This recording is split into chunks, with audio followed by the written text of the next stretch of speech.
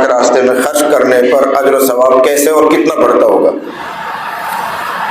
بخاری شریف میں مثال آتی ہے، اگر کسی آدمی نے ایک کھجور اللہ کے راستے میں خرچ کی، ایک کھجور، اتنی بڑی ہوتی ہے کھجور، انگلی کے برابر بھی نہیں ہوتی، وہ اللہ کے راستے میں خرچ کی، مثلا کسی کو افطار کروا دیا، کوئی سوال کرنے کے لیے آیا، آپ نے اس کو ضرورت مند سمجھا، اس کو کھجور دے دی کھانے کے لیے، کوئی اور طریقہ، ایک مثال ہے۔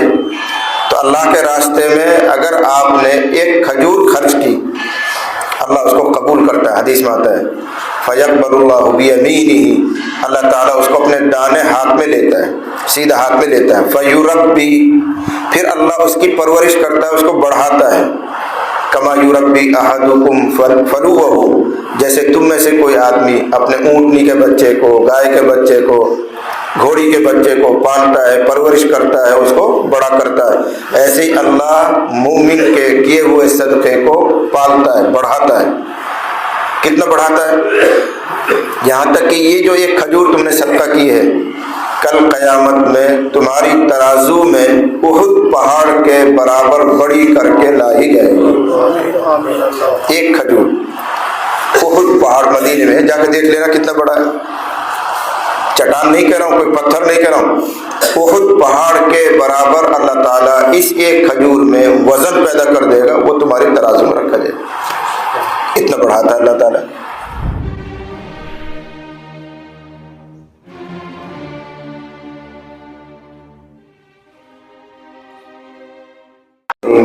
الحمد للہ رب العالمین والصلاة والسلام علی سید المرسلین وعلی آلہ واصحابہ اجمعین۔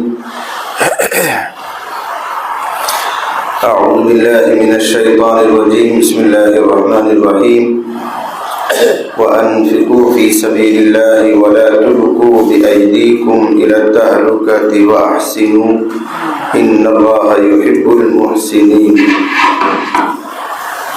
صدق اللہ العظیم۔ وقال النبی صلی اللہ تعالی علیہ وسلم ثلاث منجیات وثلاث مہلکات، فأما المنجیات فتقوى الله في السر والعلانية والقول بالحق في الرضا والسخط والقصد في الغنى والفقر، او كما قال۔ تین چیزیں آدمی کو نجات دلانے والی ہیں، ان میں سے تیسری چیز ہے تنگی، ترشی اور خوشحالی میں آدمی میانہ روی اختیار کرے، اپنے خرچ کو معتدل رکھے، درمیانی رکھے۔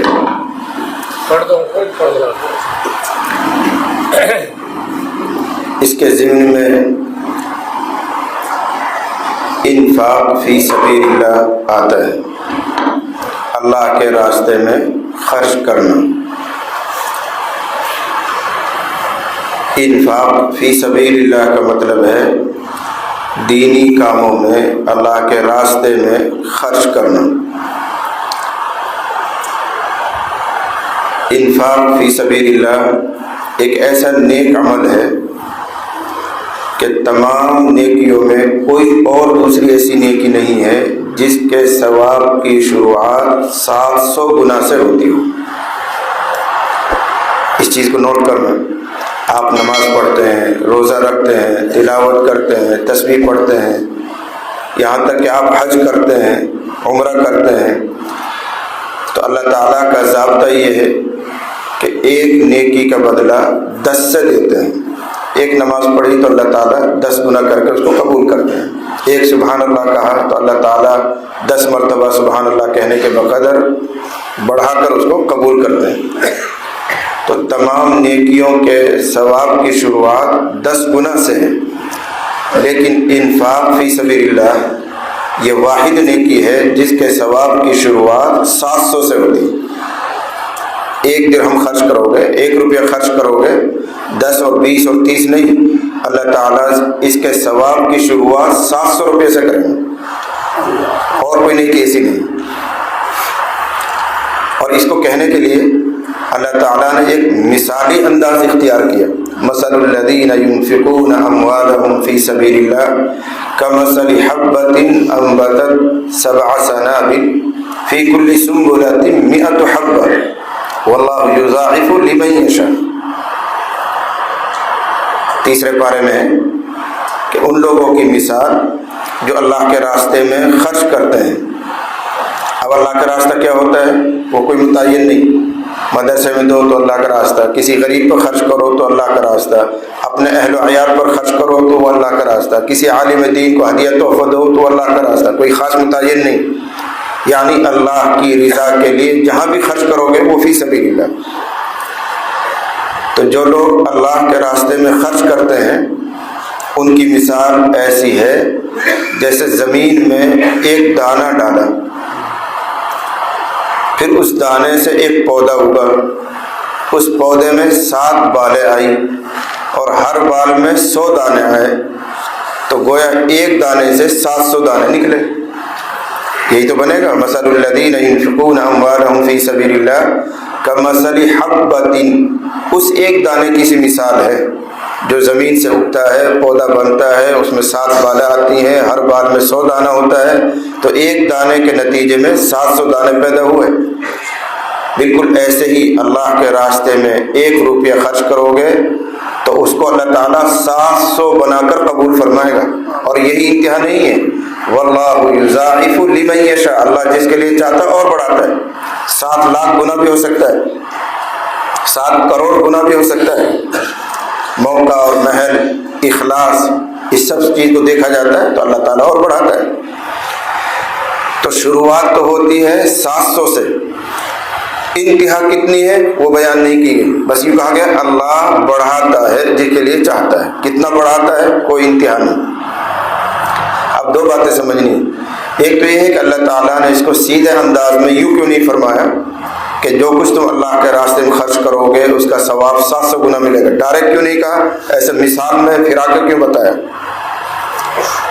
جیسے اور نیکیوں کے بارے میں فرمایا من جاء بالحسنۃ فلہ 10 امثالھا، سیدھا انداز ہے کہ جو ایک نیکی کرے گا اس کے لیے 10 گنا ہے۔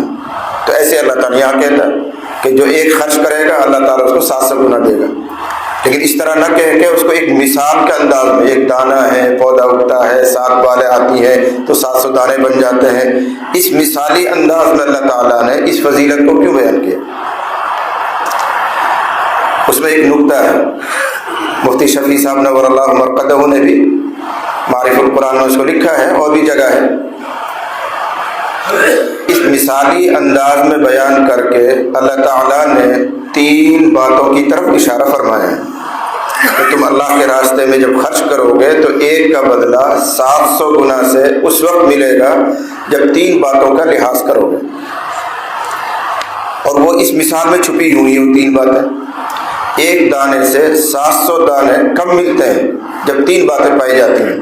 نمبر 1، وہ دانہ شاندار ہو، اچھا، جو آپ بیج خرید کے لائیں گے وہ بیج اچھا ہونا چاہیے، دانہ اچھا ہونا چاہیے۔ اگر اس دانے میں ہی گھن لگ رہا ہے، وہ دانہ ہی مرا ہوا ہے، تو آپ اس کو بو دیجیے، وہ اگے گا ہی نہیں، اور اگر اگ بھی گیا تو مشکل سے اس میں بال بھی نہیں آئیں گے۔ دانہ شاندار ہونا چاہیے، ایک بات معلوم ہے۔ نمبر 2، جس جگہ اس دانے کو بو رہے ہیں آپ وہ جگہ شاندار ہونی چاہیے۔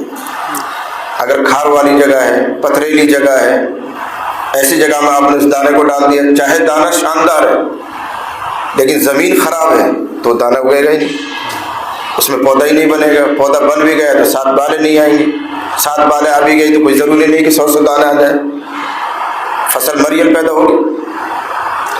تو دانہ شاندار ہونا چاہیے۔ نمبر 2، جس جگہ اس دانے کو آپ ڈال رہے ہیں وہ جگہ اچھی اور شاندار ہونی چاہیے۔ اور تیسری چیز یہ ہے، وہ بونے والا، وہ کاشتکار جو دانے کو بوئے گا وہ خود بھی شاندار ہونا چاہیے، یعنی تجربہ کار ہو، اس کے پاس معلومات ہو زمین کی، کتنی گہرائی میں بیج کو ڈالنا ہے، کتنی آل میں ڈالنا ہے، کون سے موسم میں ڈالنا ہے۔ آپ شاندار سا بیج لے آئیے اور ایک شاندار سی زمین مجھے بتا دیجیے اور آپ کہیے کہ اس کو بو دیجیے، تو میں تو الو کا پٹھا ہوں، جانتا ہی نہیں، مجھے یہی پتہ نہیں کون سے موسم میں کون سا بیج ڈالا جاتا ہے اور کتنی گہرائی میں ڈالا جاتا ہے، کتنی آل اس کے لیے چاہیے۔ تو شاندار بیج ہے، شاندار زمین ہے، بونے والا بیوقوف ہے تو کچھ نہیں ہوگا۔ تو شاندار بیج ہونا چاہیے، زمین شاندار ہونی چاہیے، بونے والا بھی تجربہ کار جانکار ہونا چاہیے، جب جا کے ایک دانے سے 700 دانے ملتے ہیں۔ یہی بات ادھر لوٹا ہو کہ اگر 1 روپے کا 1 درہم کا 700 گنا اجر چاہتے ہو تو نمبر 1 وہ دینار، وہ درہم، وہ روپیہ شاندار ہونا چاہیے، یعنی حلال کمائی کا ہو، حرام کا نہ ہو۔ اگر حرام کا ہے تو 700 تو کیا ایک نیکی بھی نہیں، بلکہ اگر ثواب کی نیت سے خرچ کرو گے تو الٹا وبال جان پر آئے گا، بلکہ ایمان کا خطرہ تک ہے۔ تو جس طرح وہاں بیج شاندار ہونا چاہیے، اللہ کے راستے میں خرچ کرنے کے لیے پیسہ بھی صاف ستھرا حلال ہونا چاہیے۔ ان اللہ لا يقبل الا طیبا، ان اللہ طیب لا يقبل الا طیبا، اللہ خود پاکیزہ ہے، پاکیزہ کو ہی قبول کرتا ہے۔ یا ایھا الذین آمنوا انفقوا من طیبات ما کسبتم ومما اخرجنا لکم من الارض ولا تیمموا الخبیث، جو کچھ اللہ تعالیٰ تمہیں دیتا ہے، جو کچھ تم کماتے ہو، زمین سے فصل لیتے ہو، اس میں طیبات پاکیزہ صاف ستھرے کو اللہ کے راستے میں خرچ کرو، گندا اور خبیث کی تو ارادہ بھی مت کرو، یہ اللہ فرما رہا ہے ولا تیمموا الخبیث۔ تو وہ روپیہ، وہ درہم، وہ مال جس کو آپ خرچ کرنا چاہ رہے ہیں وہ اچھا اور پاکیزہ ہو، صاف ستھرا ہو۔ نمبر 2، اس پاکیزہ مال کو جس جگہ آپ خرچ کر رہے ہیں وہ جگہ شاندار ہونی چاہیے، جیسے اس بیج کے لیے زمین اچھی ہونی چاہیے۔ کسی مسجد میں آپ دے رہے ہیں، کسی مدرسے میں آپ دے رہے ہیں، کسی غریب کو آپ دے رہے ہیں، کسی بیمار کا علاج آپ کروا رہے ہیں، کسی عالم دین کو آپ دے رہے ہیں، کسی دین کے کام کرنے والے کو آپ دے رہے ہیں، اچھی جگہ ہے، شاندار مال ہے، اچھی کمائی ہے آپ کی، لیکن کسی گندی جگہ خرچ کر رہے ہیں تو 700 گنا کیا ہو تو ثواب ہی نہیں ملے گا۔ آپ فلم ہال بنوا رہے ہیں صاحب، کوئی اور گندا کام کروا رہے ہیں، ناچ کروا رہے ہیں، ڈی جے بجوا رہے ہیں، اس میں پیسہ لگا رہے ہیں، آپ رنڈی ناچ رہے ہیں، اس میں پیسے پھینک رہے ہیں، آپ شاندار حلال کمائی کا کوئی اجر نہیں ملے۔ جیسے وہاں شاندار بیج ہے لیکن زمین خراب ہے، ایسے یہاں شاندار روپیہ ہے، آپ کا مال اچھا ہے، لیکن جہاں خرچ کر رہے ہو وہ گندا ہے تو آپ کو ثواب نہیں ملے گا۔ یہ 2 باتیں ہو گئی، مال اچھا ہے، جس جگہ آپ خرچ کر رہے ہیں وہ جگہ اچھی ہے۔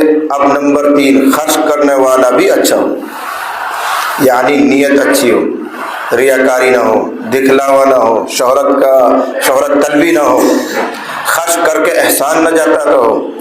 اگر خرچ کر دیا، احسان جاتا ہے، خوب اچھا مال تھا، اچھی جگہ خرچ کیا، لیکن احسان جاتا ہے تو بھی سب پر پانی پھرے گا۔ یا ایھا الذین آمنوا لا تبطلوا صدقاتکم بالمن والاذی، اے ایمان والو اپنی صدقات اور خیرات کو احسان جتا کر ضائع مت کرو، باطل مت کرو۔ تو ان 3 باتوں کی طرف اشارہ فرمایا کہ اگر انفاق فی سبیل اللہ کرنا ہے، اللہ کے راستے میں خرچ کرنا ہے تو مال پاکیزہ ہو، جس جگہ خرچ کر رہے ہو وہ پاکیزہ ہو، خرچ کرنے کے بعد اللہ کا احسان مانو، احسان مت جتایا کرو۔ یہ اللہ کا احسان ہے کہ تمہیں اس نے یہ سمجھ دے دی، تمہیں اللہ نے یہ توفیق دے دی بھائی میرا پیسہ یہاں لگنا چاہیے، تو پھر اللہ تعالیٰ 1 کا بدلہ 700 ہی نہیں پھر بڑھاتا ہے۔ واللہ یضاعف لمن یشاء، کتنا بڑھاتا ہے اس کی حد نہیں۔ البتہ مثالیں آئی ہوئی ہیں، اس سے آپ اندازہ لگا سکتے ہیں کہ اللہ کے راستے میں خرچ کرنے پر اجر و ثواب کیسے اور کتنا بڑھتا ہوگا۔ بخاری شریف میں مثال آتی ہے، اگر کسی آدمی نے 1 کھجور اللہ کے راستے میں خرچ کی، 1 کھجور اتنی بڑی ہوتی ہے، کھجور انگلی کے برابر بھی نہیں ہوتی، وہ اللہ کے راستے میں خرچ کی، مثلا کسی کو افطار کروا دیا، کوئی سوال کرنے کے لیے آیا، آپ نے اس کو ضرورت مند سمجھا، اس کو کھجور دے دی کھانے کے لیے، کوئی اور طریقہ، ایک مثال ہے۔ تو اللہ کے راستے میں اگر آپ نے 1 کھجور خرچ کی، اللہ اس کو قبول کرتا ہے، حدیث میں آتا ہے فَيَقْبَلُ اللَّهُ بِيَمِينِهِ، اللہ تعالیٰ اس کو اپنے دانے ہاتھ میں لیتا ہے، سیدھا ہاتھ میں لیتا ہے، فَيُرَبِّي، پھر اللہ اس کی پرورش کرتا ہے، اس کو بڑھاتا ہے، کما یربی احدکم فلوہ، جیسے تم میں سے کوئی آدمی اپنے اونٹنی کے بچے کو، گائے کے بچے کو، گھوڑی کے بچے کو پالتا ہے، پرورش کرتا ہے، اس کو بڑا کرتا ہے، ایسے ہی اللہ مومن کے کیے ہوئے صدقے کو پالتا ہے، بڑھاتا ہے۔ کتنا بڑھاتا ہے؟ یہاں تک کہ یہ جو 1 کھجور تم نے صدقہ کی ہے، کل قیامت میں تمہاری ترازو میں احد پہاڑ کے برابر بڑی کر کے لائی جائے گی۔ ایک کھجور احد پہاڑ مدینے میں جا کے دیکھ لینا کتنا بڑا ہے، چٹان نہیں کہہ رہا ہوں، کوئی پتھر نہیں کہہ رہا ہوں، احد پہاڑ کے برابر اللہ تعالیٰ اس ایک کھجور میں وزن پیدا کر دے گا، وہ تمہاری ترازو میں رکھا جائے گا۔ اتنا بڑھاتا ہے اللہ تعالیٰ۔ اخلاص ہو، موقع محل ہو، سمجھے تو والقصد فی الغنا والفقر، مالداری ہو، تنگی ہو، آدمی خرچ کرنے میں معتدل رہے، یعنی ایسا نہ ہو کہ جب جیب میں پیسہ ہے جب تو خوب خرچ کر لیتا ہے، جب تھوڑی سی تنگی ہوئی تو بخیل بن جاتا ہے، نہیں، اپنا خرچ کا مزاج باقی رکھے، جیسی وسعت، جیسا موقع۔ کبھی ایسا بھی ہوتا ہے کہ غریب آدمی کا ایک درہم فوقیت اور بڑھ یعنی عظمت حاصل کر لیتا ہے مالدار کے لاکھ روپے سے بھی۔ مالدار نے 1 لاکھ روپے خرچ کیا، ایک غریب آدمی نے 1 ہی روپے دیا، اس کے پاس کچھ ہے ہی نہیں، لیکن اس میں محبت زیادہ تھی، اخلاص زیادہ تھا، تو یہ 1 روپیہ اس لاکھ سے بھی زیادہ ہو سکتا ہے۔ تو اپنی حیثیت، اپنی شان کے مطابق خرچ کرنے کا مزاج، یہ بھی اس حدیث میں جز ہے۔ مالداری میں، تنگی میں معتدل رہو، خرچ کرنے کا مزاج رکھو، یہ نہیں کہ جب فراوانی ہوگی تو خوب خرچ کریں گے۔ اس امید میں جینے والا کبھی خرچ نہیں کرتا۔ اللہ جب دے گا، جب کروں گا، نو کروں گا، یہ کروں گا، تو یوں کرتے رہنا، کبھی آئے گا ہی نہیں۔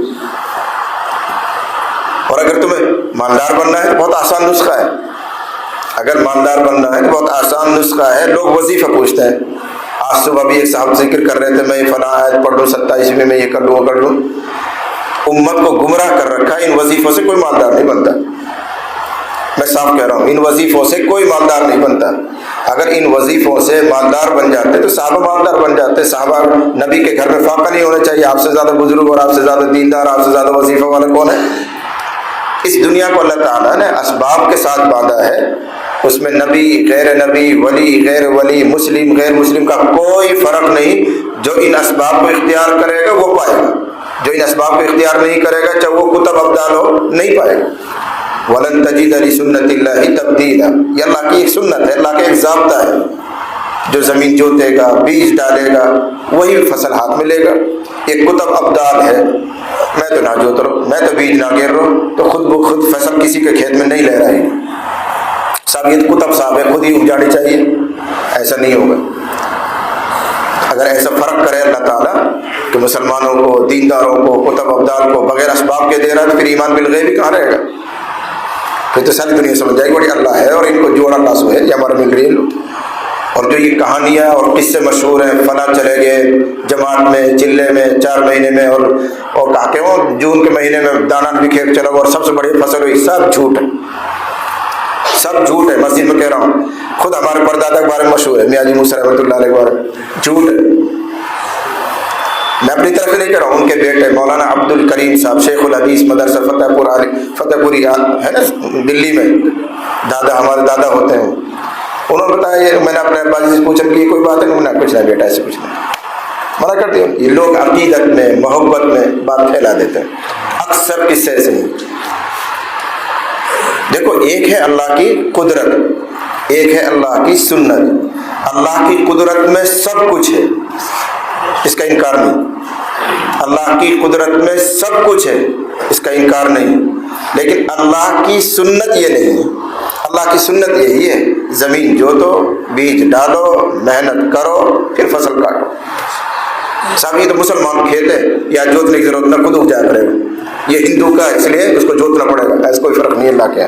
وَلَن تَجِدَ لِسُنَّتِ اللَّهِ تَبْدِيلًا، ہر ایک کو محنت کرنی۔ تو اگر کوئی مالدار بننا چاہ رہا ہے تو ان وظیفوں سے نہیں، فلاں آیت اتنی مرتبہ پڑھ لیا کرو، فلاں سورت اس لیے اتنے پڑھ لیا کرو، وہ اتنا کر لیا کرو۔ اگر ایسا ہوتا تو سبھی بیٹھے بیٹھے بن جاتے۔ مایا ہاتھ میں آ جاتی، تم نے گنبد توڑ رکھے ہیں دنیا بھر کے، کسی کو مایا ہاتھ لگے؟ ہاں نسخے ہیں، لیکن وہ اور طرح کے ہیں۔ مثلا ایک نسخہ یہ ہے کہ اگر تم مالدار ہونا چاہ رہے ہو، کوئی کاروبار، کوئی چیز شروع کر رہے ہو، تو اس میں سے کچھ % اللہ کے راستے میں خرچ کرنے کی نیت کر لو، کہ جتنی کمائی ہوگی اس کا 10واں% میں مسجد میں، مدرسے میں، علماء پر، فلاں پر خرچ کروں گا، تو ان کے مقدر کا رزق تمہاری طرف بھی آئے گا، تو برکت آئے گی۔ مالدار ہونا ہے نکاح کرو. جو بیوی تمہارے گھر میں آئے گی ہو سکتا ہے اس کے مقدر میں اللہ نے روزی زیادہ لکھی ہو, اس کی برکت سے آ جائے. یہ تو ہے, لیکن کرنا پڑ رہا ہے اس کے لیے آپ کو کچھ. شادی بھی فری میں نہیں ہو جائے گی, پیسہ لگانا پڑے گا. کاروبار بھی فری میں نہیں ہو جائے گا, پیسہ لگانا پڑے گا. پھر نیت کرو کہ اس میں جو آمدنی ہوگی انشاءاللہ میں فلاں عالم دین کو جو دین کا کام کرتا رہتا ہے اتنے % دیا کروں. آپ کی طرف سے دین کا کام بھی ہو جائے گا, اس بہانے سے آپ کی آمدنی بھی بڑھ جائے گی. ہمارے والد صاحب رحمۃ اللہ علیہ کو ایک صاحب نے اپنا قصہ سنا ہے دلی میں کہ میں نے فلاں کام کیا, فلاں کام کیا, فلاں کام کیا. حضرت ہر چیز میں مجھے نقصان ہو, کہیں نفع نہیں ہو. پھر میں جوان بھی ہو گیا اور میرے خیال سے 35 سال میری عمر ہوگی, وہ کہہ رہا ہے. پھر سوچا کہ شادی کر ہی لینی چاہیے جب عمر اتنی زیادہ ہو رہی, پھر دیکھیں گے کہیں سے اللہ کوئی اور اسباب بنائے گا. تو وہ کہتے تھے کہ حضرت نکاح ہوا, شادی ہوئی, اس کے بعد جو مال بڑھنا ہوا مجھے یہ پتہ نہیں کہاں سے بڑھا, اور اتنا بڑا کب رکھنے کی جگہ میرے پاس نہیں. اس نے خود یہ قصہ سنا ہے. کیا کام بھائی تیرا؟ جوتے چپل کا کام ہے, صرف جوتے چپل کا کام. لیکن اتنا دیا اللہ تعالیٰ نے میرے تصور سے باہر. ایک نکاح کیا تھا, اچھی قسمت والی کوئی عورت نکاح میں آ گئی, اس کی برکت سے گزر گئی. تو یہ تو ہے وظیفے, یہ تو ہے نسخے. ویسے کچھ نہیں, اتنا پڑھ لو, وہ گنبد توڑ دو, اس کو زمین کو کھدائی کر دو, مل جائے گا. کچھ نہیں ملے گا. کھودتے کھودتے لوگ مر گئے, خود کی کھدائی ہو گئی ان کی خبروں کی, کسی کو ملا نہیں. تو انفاق فی سبیل اللہ, اللہ کے راستے میں خرچ کرنے کا مزاج ہونا چاہیے جتنی آپ کی حیثیت. اللہ نقد دیتا ہے, ادھار نہیں رکھتا. اللہ نقد دیتا ہے, اللہ نے اسے وعدہ کیا دیں گے تو آپ کی روزی بڑھے گی انشاءاللہ. پیغمبر نے ارشاد فرمایا, میں قسم کھا کے کہتا ہوں, حضور فرما رہے ہیں, میں قسم کھا کر کہتا ہوں کوئی مال صدقہ کرنے سے کم نہیں ہوتا.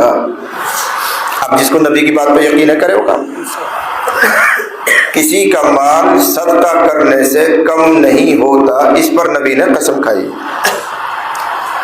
اب دو مطلب ہیں. ایک تو یہ ہے کہ واقعتاً اس کا مال بڑھتا ہے, صدقے کیا اللہ تعالیٰ 1000 کے 1500 بنا دیں گے, 1500 کے 2000 بنا دیں گے. ایک مطلب تو یہ. دوسرا مطلب اس کا ایک اور ہے جس میں کوئی شک اور شبہ ہی نہیں. آپ کے پاس 1000 روپے تھے, آپ نے 500 اللہ کے راستے میں دے دیے, جگہ جگہ خرچ کر دیے. اب آپ کے پاس 500 ہی بچے, تو اللہ صدقے کرنے سے مال نہیں گھٹاتا. اس کا ایک مطلب یہ ہے کہ اب جو 500 رہ گئے, ان 500 کے ذریعے اللہ تعالیٰ تمہاری اتنی ضروریات پوری کروا دے گا جو 1000-1500 میں پوری ہوتی تھی. یہ بھی ہے مال کا بڑھنا. پیسہ بڑھ جانا کوئی ضروری نہیں, کہ باقی جو مال رہ گیا ہے اس کے ذریعے اللہ تعالیٰ اتنا کام چلا دے گا جو 1000-1500 میں چلتا تھا. بلکہ اگر خرچ نہ کرتے تو شاید 1000 روپے کم پڑتا. بیماری لگ گئی, کوئی کیس لگ گیا, وکیل کو دینا پڑ گیا, فلاں کو گئے, وہ 1000 بھی گئے ماٹی میں, کچھ نہیں. لیکن تم نے صدقہ کر دیا, 500 بچے, اب اس 500 سے اللہ تعالیٰ اپنی ضروریات پوری کروا دے. یہ بھی ہے مال کا بڑھنا, یہ بھی ہے برکت کا ہونا. تو میرا کہنے کا منشا یہ ہے کہ آپ حضرات کو یومیہ صدقے کی ترتیب بنانی چاہیے. یومیہ, روزانہ. اب آپ کی حیثیت, کسی کی حیثیت روزانہ 1 روپے خرچ کرنے کی ہے, کسی کی روزانہ 10 روپے خرچ کرنے کی ہے, کسی کی روزانہ 20 روپے خرچ کرنے کی, جیسی آپ کی حیثیت. اب ظاہر بات 1 روپیہ, 5 روپیہ, 10 روپیہ آپ کس کو دیں گے؟ میں اس کے لیے حل یہ بتاتا رہتا ہوں کہ روزانہ کے نام سے اگر آپ 1 روپے خرچ کر سکتے ہیں تو اس 1 روپے کو بیگ میں ڈال دو, ڈبے میں ڈال دو. یہ آج کا صدقہ میری طرف سے ڈبے میں, پھر کل کا 1 روپیہ ڈبے میں, پھر اگلے دن کا 1 روپیہ ڈبے میں. مہینے کے 30 روپے ہو گئے, پھر اگلے مہینے کے 30 ہو گئے, 60 ہو گئے. جب وہ 5-6 مہینے میں, سال بھر میں, 2 سال میں, 4 سال میں کچھ بن جائیں گے, تب آپ کسی جگہ اس کو دے دیجیے. روزانہ 1 روپے دینا کوئی ضرور نہیں ہے, لیکن اس نام سے آپ نکال کے ڈال دیجیے, اللہ یہ تیرے نام پر ہے, تیرے راستے کے لیے, تیرے بندوں کے لیے ڈال دیا. 1-1 روپیہ آپ مہینے پر کا حساب لگاؤ, مجھے روزانہ ہر مہینے میں 1000 خرچ کرنا, 1000 نکال کے بیگ میں ڈال دیجیے. جب کبھی تقاضا آ جائے خرچ کر دیجیے.